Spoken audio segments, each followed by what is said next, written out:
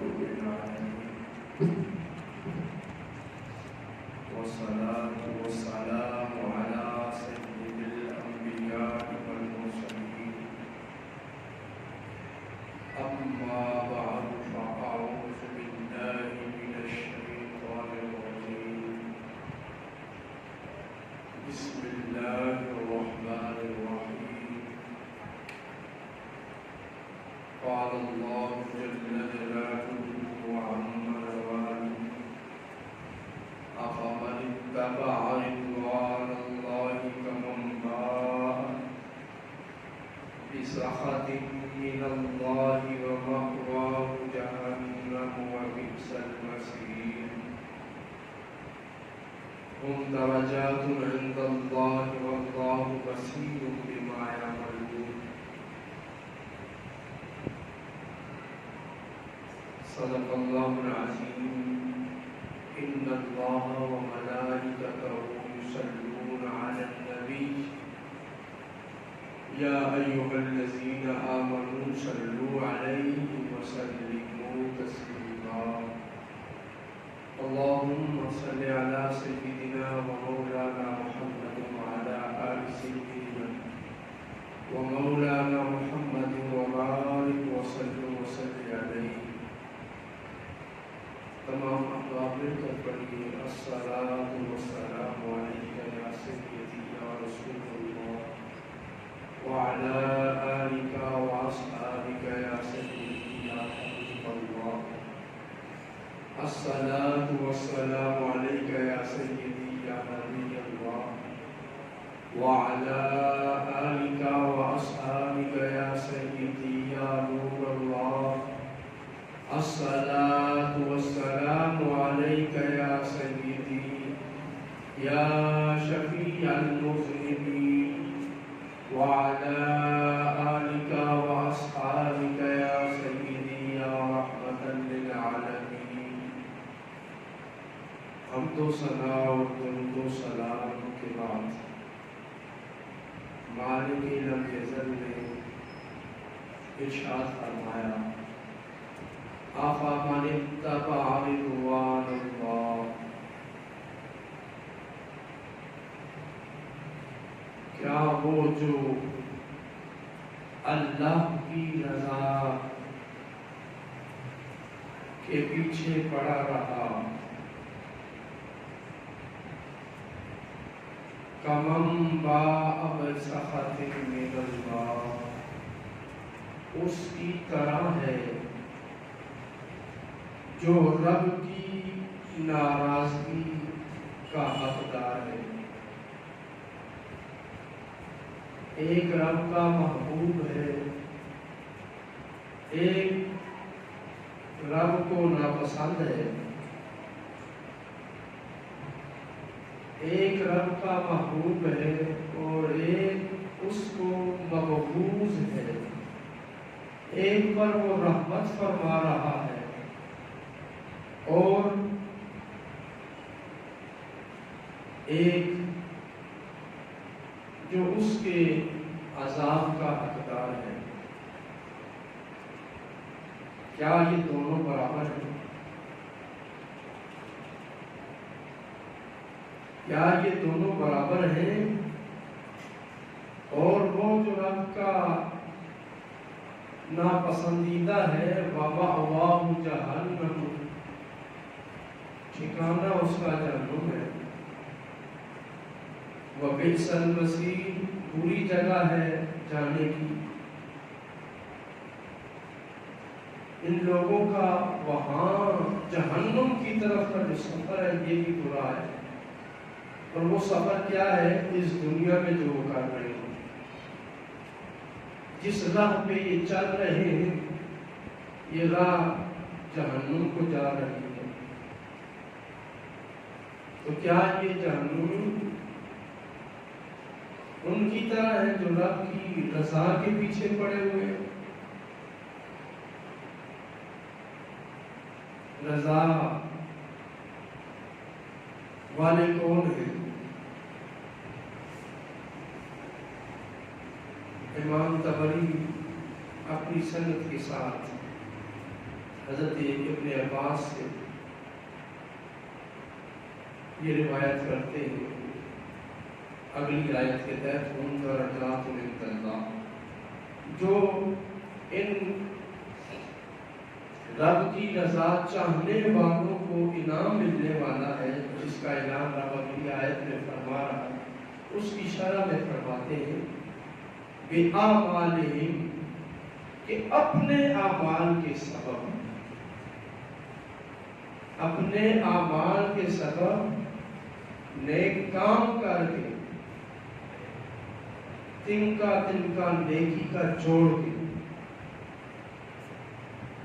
شب و روز نیکی تلاش کر کے نیکی کا موقع ڈھونڈ کے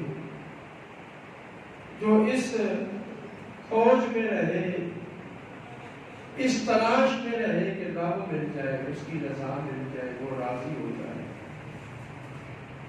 تو جو رب کی رضا کے لیے نیکیاں کرتے رہے، ہر لمحہ ہر آن حسن عمل میں رہے، ایسے لوگ، ان کے بارے میں رب نے تعارف کیا کروایا کہ اتبع رضوان اللہ، یہ اللہ کی رضا ڈھونڈ رہے ہیں۔ یہ ظاہراً جو ادھر ادھر مارے پھرتے ہیں،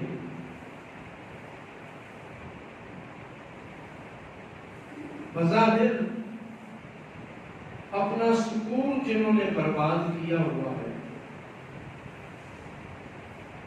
ظاہراً جنہوں نے نیکی کی راہ پر چلنے کی وجہ سے دوستوں کو بھی دشمن بنا لیا ہے، رب کہتا ہے یہ میری رضا تلاش کر رہے ہیں، میری رضا کے متلاشی ہیں، مجھے راضی کر رہے ہیں۔ رب کو راضی کرنا یہ بڑے حوصلے کا کام ہے، بڑے دل گردے والا کام ہے، اسلام میں بڑی تکلیف ہوتی ہے، مشکل آتی ہے، گناہ کرنے میں لذت بھی ہے اور آسانی بھی ہے، جبکہ نیکی میں تکلیف ہے، مشقت ہے، تکلف کرنا پڑتا ہے، نفس کو دبانا پڑتا ہے۔ تو اللہ رب العزت فرماتا ہے وہ جو میری رضا کی تلاش میں لگے رہے، ان کے ظاہر کو دیکھ کر تم یہ سمجھتے ہو کہ یہ دوسروں کی طرح ہے، کہ ان میں اور ان میں کوئی فرق نہیں ہے، تم نے یہاں بھی جمہوریت کا زاویہ اپنایا ہوا ہے کہ جمہوریت میں بندوں کو گنا جاتا ہے، تولا نہیں جاتا، تو رب کہتا ہے میں ان کو تولتا ہوں، تم صرف گنتے ہو کہ یہ بھی بندہ ہے، یہ بھی بندہ ہے، یہ بھی مولوی، یہ بھی مولوی، یہ بھی پیر، یہ بھی شیخ، لیکن رب فرماتے ہیں یہ ظاہری ٹائٹل ہو رہے ہیں، رب کی رضا کے متلاشی جو ہیں ان کا کردار ہو رہے ہیں، یہ ان کی طرح نہیں ہے جو رب کے ناپسندیدہ ہو چکے ہیں۔ بِسَخَطٍ مِّنَ اللَّهِ، اللہ ان پر ناراض ہے، اللہ انہیں ناپسند فرماتا ہے، اور یہ اس دنیا میں جب رب کی غضب کی تجلی میں ہے، تو رب کے غضب کی تجلی گاہ جہنم ہے،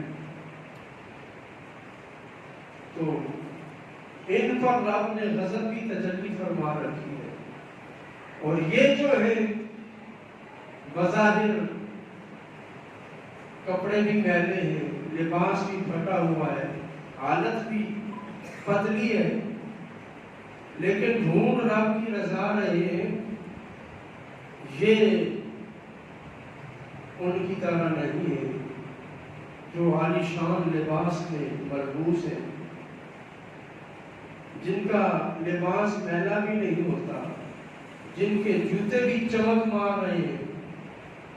ان کے جوتوں کی چمک اور لباس کی چمک کو مت دیکھو، یہ دیکھو کہ ان کے اعمال کیا ہیں اور رب کے سامنے یہ کس حالت میں ہے۔ رب ان پر ناراض ہے، اس کے غضب کی تجلی میں ہے۔ یہ تو دگرگوں ہے، اصل تو یہ کمزور ہے، یہ ذلیل ہے، یہ رسوا ہے۔ تو یہ بات سمجھو کہ بلال جو پٹ رہا ہے، مار کھا رہا ہے، اور اس کا مالک رب کا باغی اسے مار رہا ہے، ان دونوں کو برابر مت سمجھو۔ رب کی بارگاہ میں بلال کے جسم پہ جو انگارے رکھے گئے، ان جسم کے زخموں کی قیمت جنتی پھولوں سے بھی زیادہ ہے، کہ رب ان کے بدلے کیا دینے والا ہے؟ ہم درجات، ان کے درجات درجے رب انہیں دے رہا ہے۔ تو یہ بات دیکھو ان کا ظاہر، اے مومن ظاہر کے دھوکے میں مت آ، بظاہر ان کے ہاتھ میں طاقت ہے، وہ تجھے مار رہے ہیں، دبا رہے ہیں، اور تو رب کا حمایتی بن کر مار کھا رہا ہے۔ تو یہ مت سوچ، اس لیے کہ یہ تو فانی ہے، ان کو فنا ہے، اور تو جس کے ساتھ جڑا ہوا ہے اسے تو بقا ہے، وہ باقی ہے۔ ہم درجات عند اللہ، فرماتا ہے رب ان کے درجے ہیں رب کی بارگاہ میں۔ ویلیو اگر ہے کسی کی، کوئی حیثیت ہے، تو ان کی ہے جو رب کے پیچھے لگے ہوئے، اے محبوب جنہوں نے آپ کا دامن پکڑا ہوا ہے۔ کل جس بلال کو سریعام لٹا کر بازار کے اندر تشدد کیا جا رہا تھا، اسی بلال کو اسی کعبے والوں نے دیکھا کہ بلال کعبے کی چھت پہ کھڑا ہوا ہے، کعبہ نیچے ہے اور بلال اوپر کھڑا ہے۔ اب رب فرماتا ہے ہم درجات عند اللہ، درجے رب دے رہا ہے، درجے رب کے ہاتھ میں۔ تم کون ہوتے ہو کسی کو دبانے والے، مارنے والے، کسی کو جھکانے والے؟ رب فرما یہ رہا ہے کہ یہ جس حالت میں بھی ہوں، میرے حمایتی، میرے مسلمان، مجھے ماننے والے، میری رضا کے متلاشی، یہ میدان میں بھی ہوں تو یہ میرے ہیں، میری رضا تلاش کرنے آئے ہیں۔ یہ قید میں ہوں، حالت اسیری میں ہوں، پھر بھی میرے ہیں، میری رضا کے متلاشی ہیں، میں ان کو درجات دینے والا ہوں۔ یہ تمہاری سپورٹ اور تمہاری ووٹ کے محتاج نہیں ہے۔ عند اللہ، ان کے درجے دیکھنے ہیں تو رب کی بارگاہ میں دیکھو۔ یہ ظاہر کا جو تم نے زاویہ بنا رکھا ہے، جو فکر بنا رکھی ہے، اور ظاہری عزت کا جو معیار تم نے بنا رکھا ہے، یہ جھوٹا ہے، اس کی کوئی ویلیو نہیں۔ قیمتی تو وہ ہے جس کے سینے میں رب کی رضا کی خواہش مچل رہی ہے، جس کا دل دھڑکتا ہے تو رب کی تلاش میں دھڑکتا ہے، جو اپنی نیند قربان کر کے رب کے نام کو بلند کرنے کھڑا ہوتا ہے۔ تو رب یہ فرما رہا ہے کہ یہ تم ان کو ظاہری حالت میں دیکھ کر دھوکے میں مت آ جاؤ، وہ تو جہنمی ہے، جہنم کا ایندھن ہے، ان کو تو ہم مزید جہنم کے لیے تیار کر رہے ہیں۔ اور ان کو ہم اپنی جنت کے مزے کے لیے تیار کر رہے ہیں۔ یہ دنیا میں جو مزے کر رہے ہیں یہ تو دنیا فانی ہے اور آخرت رب کے ہاں باقی ہے۔ اس لیے اے اہل ایمان، ظاہر کے دھوکے میں مت آؤ۔ واللہ بصیر بما یعملون، اللہ دیکھ رہا ہے۔ تو جس کے نعرے لگاتا ہے، جس کو اپنا لیڈر مانتا ہے، وہ تجھے نہیں دیکھتا۔ اس کو تو پتہ ہی نہیں میری پارٹی کے کتنے ورکر ہیں، اس کو تو اپنی جماعت کے ایک صوبے کے ورکروں کے نام بھی نہیں آتے، شکلیں بھی نہیں پہچانتا۔ رب کہتا ہے واللہ بصیر، اللہ بصیر ہے، اللہ تمہیں جانتا ہے، تمہارے نام بھی جانتا ہے، تمہارے کام بھی جانتا ہے، اور پھر ان کو ہوتا ہوا دیکھ بھی رہا ہے۔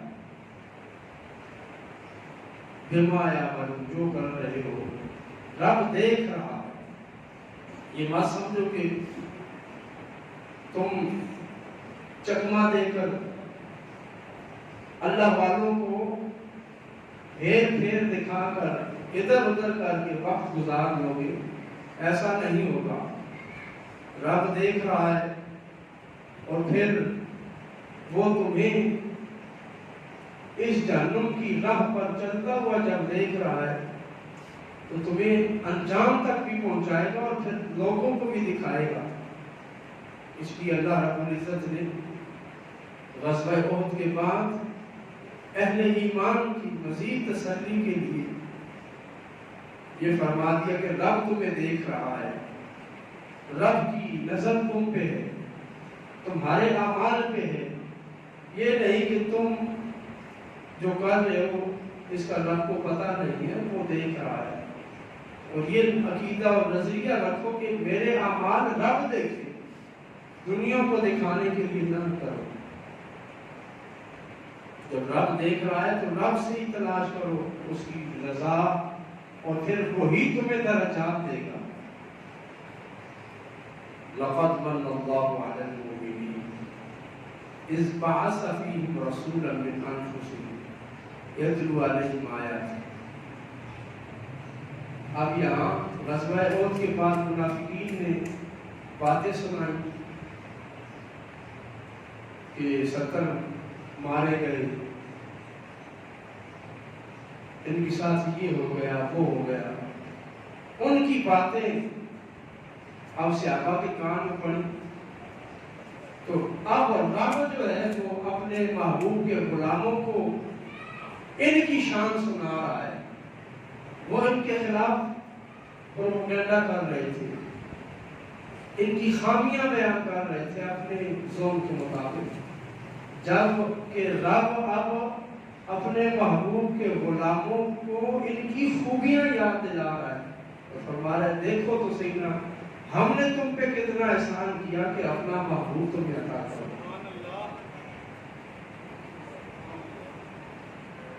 لقد من اللہ علی المؤمنین اذ بعث فیہم رسولا۔ یہ جو 70 اس دنیا سے چلے گئے ہیں، ان پر تو رب کا یہ انعام تھا کہ انہیں رب کا محبوب حاصل تھا۔ انہوں نے تو کبھی سوچا بھی نہیں تھا کہ رب اپنا اتنا پیارا رسول ہمیں دے دے گا۔ امام طبری فرماتے من اللہ علیہ من غیر دعوت۔ مکے والے کبھی یہ نہیں دعائیں کرتے تھے کہ یا اللہ رسول ہمیں دے دے۔ وہ دعا تو ابراہیم علیہ السلام کر گئے، ولا رغبۃ من حاضر، اور ان کی خواہش بھی نہیں تھی، بس وہ اس مزے میں تھے ہم کعبے کے مجاور ہیں، کعبے کے متولی ہیں، ہم سردار مکہ ہیں، ہمیں برتری حاصل ہے، اور نبوت بنی اسرائیل میں تھی تو ان کو اس سے غرض ہی نہیں تھی۔ تو اللہ رب العزت فرماتا ہے جب تمہیں اس چیز کی طلب ہی نہیں تھی، وَإِنْ كَانُوا مِنْ قَبْلُ لَفِي ضَلَالٍ مُبِينٍ، ضلال مبین میں تھے، نہ کوئی علمی معیار تھا اور نہ ہی کوئی ادبی وقار تھا۔ امام طبری فرماتے ہیں وَعَسَ نَبِيَّهُ إِلَىٰ قَوْمٍ لَا يَعْلَمُونَ فَعَلَّمَهُمْ وَإِلَىٰ قَوْمٍ لَا أَدَبَ لَهُمْ فَأَدَّبَهُمْ جاہل قوم تھی، لا علم قوم، اور بے ادب قوم تھی، ادب و آداب کا کوئی لحاظ نہیں تھا۔ کعبے کا طواف بغیر لباس کے ہو رہا ہے، رب کا توحید خانہ ہے، اس کے اندر بت رکھے ہوئے، عجیب قوم تھی، عجیب مزاج تھا۔ تو رب فرماتا ہے تم اپنے وہ پرانے حالات دیکھو اور پھر تم پہ ہم نے کتنا بڑا کرم کیا کہ اپنا رسول، نفیس ترین رسول، محبوب ترین رسول، سارے نبیوں کا سردار رسول ہم نے تمہیں عطا فرما دیا۔ ان کی باتوں میں مت آؤ، تمہیں جو نعمت حاصل ہے وہ تو سابقہ نبیوں کی امتوں کو بھی حاصل نہیں تھی جن پر یہ اترا رہے ہیں۔ تم دیکھو تمہارے پاس رب کا کتنا انعام ہے۔ تو اللہ رب العزت نے اپنے محبوب کی بعثت کو بطور احسان یاد دلایا اور فرمایا کہ علی المؤمنین، یہ جو تم کلمہ پڑھ کے مسلمان ہو چکے، مومن ہو چکے، تم پر دیکھو رب نے کتنا کرم کیا کہ تمہیں رسول دے دیا۔ یتلو علیہم آیاتہ، جو تم پر رب کی آیتیں پڑھتا ہے، وَيُزَكِّيهِمْ، اور تزکیہ فرماتا ہے، تربیت فرماتا ہے تمہاری، وَيُعَلِّمُهُمُ الْكِتَابَ، کتاب کی تعلیم دیتا ہے، وَالْحِکْمَةَ، اور اپنی سنت تمہیں سکھاتا ہے، اپنا طریقہ تمہیں بتاتا ہے۔ اس آیت میں 3 چیزیں بیان ہوئی: تلاوت، تزکیہ اور تعلیم۔ تلاوت یعنی یتلو علیہم آیاتہ، کہ آیات ربانی پڑھ کر سناتے ہیں، پڑھتے ہیں، یعنی اس کے بعد پھر فرمایا تعلیم دیتے ہیں اس کتاب کی۔ ایک تلاوت ہے، ایک تعلیم ہے۔ تلاوت اور تعلیم دونوں میں فرق ہے۔ تلاوت کبھی تو تعلیم کے لیے ہوتی ہے، لیکن کبھی تلاوت بطور تبریک ہوتی ہے، برکت کے لیے، کہ محبوب میری آیت جب پڑھے گا تو ان کو روحانیت حاصل ہوگی، ان کا ذہن صاف ہوگا، انہیں برکت حاصل ہوگی۔ تو بعض لوگوں کا پڑھنا باعث برکت ہوتا ہے۔ جس طرح ہمارے یہاں یہ رواج ہے کہ مدرسے سے بچے بلائے جاتے ہیں ختم قرآن کے لیے، تو وہ یہ مقصد نہیں ہوتا کہ وہ ادھر بیٹھ کے پورا قرآن پاک پڑھیں گے، بلکہ مقصد صرف یہ ہوتا ہے کہ یہ اللہ کے نیک بندے ہیں، یہ جا کے گھر کے اندر ایک آیت بھی اگر پڑھ دیں گے تو گھر سے بہت ساری نوستیں دور ہو جائیں، بلکہ صرف قرآن پڑھنے والا طالب علم کسی گھر میں قدم بھی صرف رکھ دیں، اس کے قدم سے ہی کئی بیماریاں، مشکلیں، نوستیں دور ہو جاتی ہیں۔ یہ قرآن کا معجزہ ہے کہ قرآن محض پڑھا بھی جائے تو اس سے شفا ملتی ہے۔ تو یتلو علیہم آیاتہ یہ عام ہے، چاہے تعلیم کے لیے ہو، چاہے برکت کے لیے ہو، چاہے شفا کے لیے ہو۔ وَيُزَكِّيهِمْ، اور یہ رسول صرف آیتیں پڑھتا نہیں ہے، پھر تزکیہ بھی فرماتا ہے، تمہارا تزکیہ فرما رہا ہے۔ وَيُعَلِّمُهُمُ الْكِتَابَ، اور یہ کتاب تمہیں سکھاتا ہے، یعنی رسول اللہ صلی اللہ علیہ وسلم نے جو نصاب دیا وہ یہ قرآن پاک ہے، جو سلیبس ہے اہل ایمان کا وہ قرآن ہے، جو تعلیم رسول اللہ صلی اللہ علیہ وسلم نے دی یعلم الکتاب، یہ کتاب ہے، اس کی تعلیم تھی، اس کی تعلیم رسول اللہ نے دی ابو بکر کو، عمر کو، عثمان کو، علی کو، دیگر صحابہ کو، اور یہی قرآن سیکھ کر ابو بکر صدیق رضی اللہ تعالیٰ عنہ جانشین رسول بنے۔ رب جو سارے علوم اپنے بندوں کے ذہنوں میں ڈالنے والا ہے، کسی بندے کے ذہن میں ڈال دیا، اس نے نیا علم نکال لیا، نئے سے نئے علوم اگر بندے اخذ کر رہے ہیں، جاری کر رہے ہیں، تو یہ بندوں کے اپنی طرف سے نہیں ہے، رب کے ذہنوں میں ڈالنے سے۔ لیکن رب نے ان سارے علوم کے بدلے میں صرف قرآن پاک اپنے محبوب کو دیا اور فرمایا اس کی تعلیم نے تو 23 سال نبی صلی اللہ علیہ وسلم قرآن کریم کی تعلیم دیتے رہے۔ پھر نماز کی جب تعلیم دی، تشہد سکھایا، تو صحابہ کہتے تھے حضور ہمیں تشہد ایسے سکھاتے جیسے قرآن پاک کی آیت سکھاتے۔ آقا کریم علیہ الصلوۃ والسلام کی معجزات وہ بھی ایک دنیا ہے، لیکن جو حقیقی کام رسول اللہ صلی اللہ علیہ وسلم نے کیا ہے وہ تعلیم کتاب ہے، قرآن پاک کی تعلیم ہے، اور اسی تعلیم کو آج ہم نے چھوڑ دیا۔ جو 23 سالہ زندگی میں اللہ رب العزت نے اپنے محبوب کو قرآن عطا کیا، جس کی ایک ایک آیت کو بطور خاص جبریل امین لے کر آتے اور پھر ہر سال حضور کے ساتھ قرآن پاک کا دور فرماتے، یہی تعلیم کتاب تھی، اس سے باہر کی تو کوئی بات نہیں۔ والحکمہ، یا وہ تھی جو حضور نے اپنی سنت سے کھا۔ اللہ رب العزت نے اپنے محبوب کی سنت کو حکمت کہا ہے۔ اس سے اندازہ لگائیے کہ رسول اللہ صلی اللہ علیہ وسلم کے اعمال، آپ کے افعال اور آپ کی سنت کا رب کی بات میں کیا معیار ہے کہ رب فرماتا ہے یہ حکمت ہے، اصل حکمت حضور کی سنت ہے۔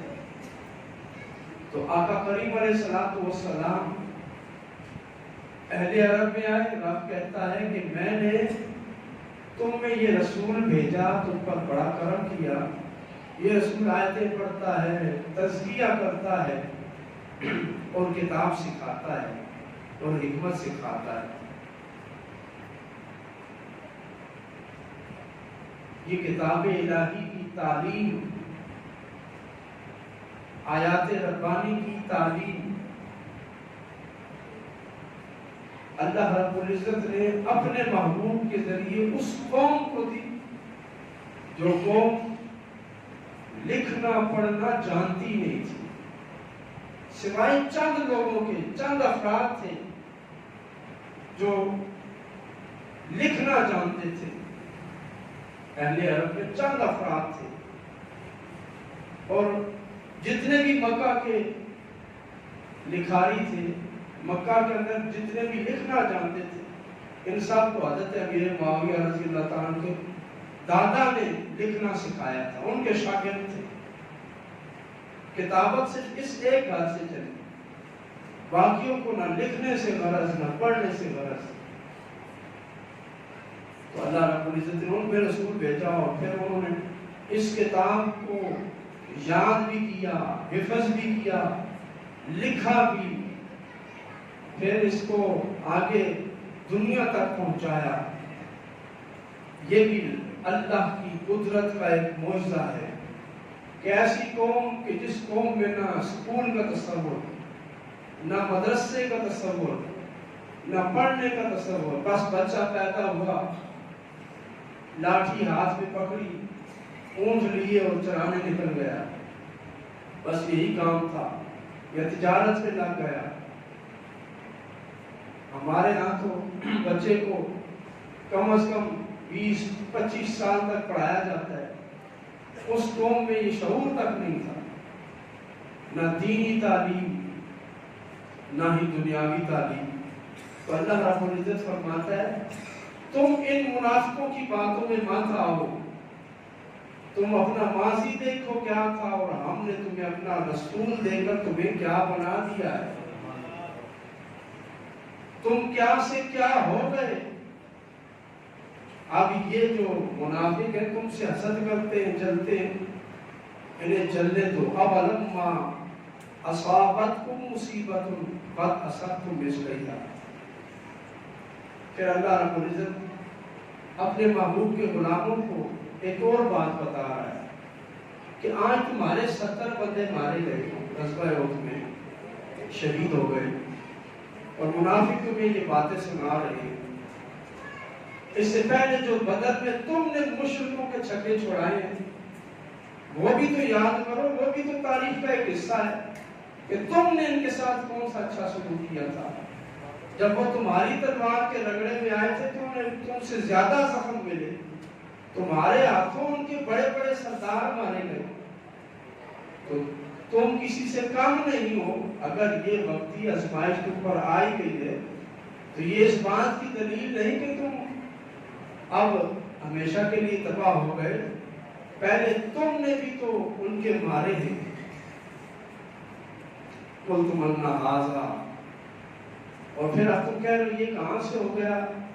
رب فرماتا ہے ہوا من عند انفسکم، یہ تمہاری طرف سے ہی ہوا ہے، یہ سارے معاملات تم سے ہی ہوئے. احد میں درہ چھوڑنے والی غلطی کرنے والے بھی تمہارے ہی اندر کے تھے. تم یہ نہ کرتے تو یہ 70 شہیدوں کے لاشیں تمہیں نہ اٹھانے پڑتے.